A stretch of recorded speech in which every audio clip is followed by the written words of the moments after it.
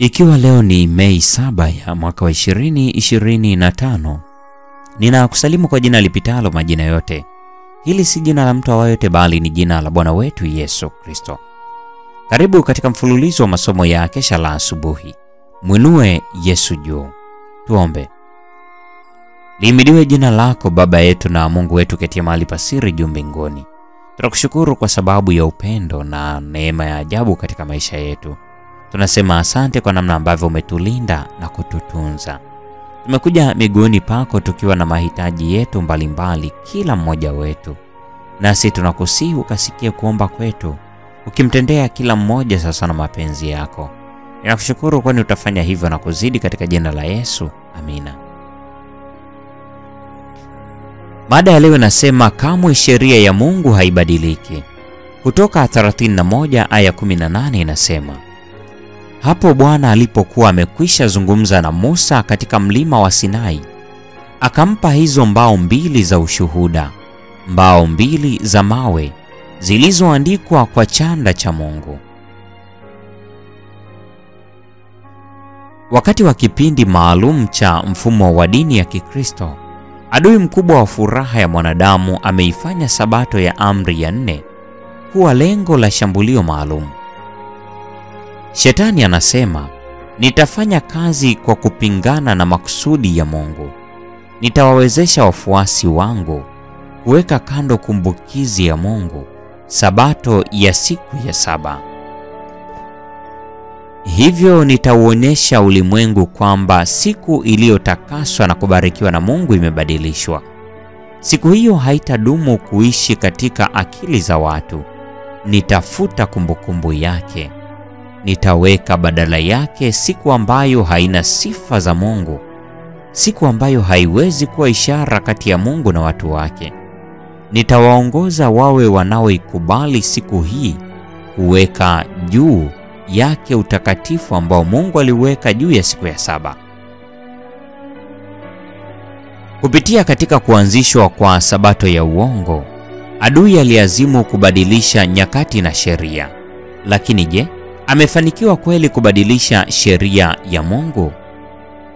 Maneno ya sura ya 31 ya Kutoka ndiyo jibu. Yeye aliye yule jana, leo na hata milele ametamka juu ya Sabato ya siku ya 7.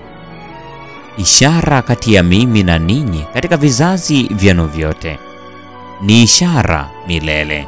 Kutoka 31 ya 13 na 17.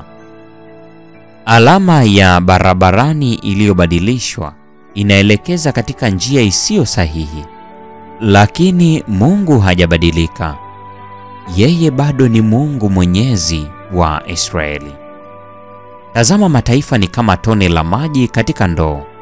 Huhesabiwa kuwa kama mavumbi membamba katika mizani. Tazama, yeye huvinyanyua visiwa kama ni kitu kidogo sana. Lebanoni nao hautoshi kwa kuni, wala wanyama wake hawatoshi kwa kafara. Mataifa yote huwa kama si kitu mbele zake. Huhesabiwa kwake kuwa duni ya si kitu na ubatili. Isaya 40:15. Naye ana wivu kwa sheria yake sasa, kama vile alivyokuwa nao katika siku za Ahabu na Eliya. Lakini sheria hiyo imepuuzwa kiasi gani? Tazama ulimwengu leo katika uasi wa wazi dhidi ya Mungu. Kwa kweli, hiki ni kizazi kipotovu kilichojawa na utovu wa shukrani, urasimu, unafiki, kiburi na uasi. Watu huipuuza Biblia na kuuchukia ukweli. Yesu anaona sheria yake ikikataliwa, upendo wake ukidharauliwa, mabalozi wake wakitendewa kwa kutokujali. Amezungumza kwa rehema zake, lakini hizi hazikutambuliwa. Amesema kwa maonyo, lakini haya yamedharauliwa. Nyua za hekalu la roho ya mwanadamu zimegeuzwa kuwa mahali pa biashara isiyo takatifu. Ubinafsi, husuda, kiburi, uovu, vyote vinahifadhiwa kwa upendo mkubwa. Wale ambao wanaliamini neno hilo kama linavyosomeka hasa wanadhihakiwa. Kuna dharau inayozidi kuongezeka juu ya sheria na utaratibu ambao inaweza kufuatiwa moja kwa moja na kufikia ukiukaji wa amri za wazi za Yehova. Manabii na Wafalme toleo jipya, ukurasa wa 155 hadi 157.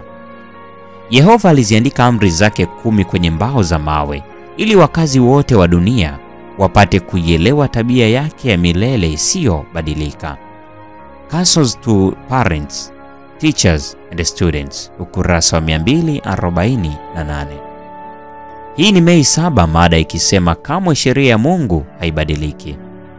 Neema ya Bwana wetu Yesu Kristo, pendo la Mungu na ushirika wa Roho Mtakatifu na sasa na hata milele. Amina.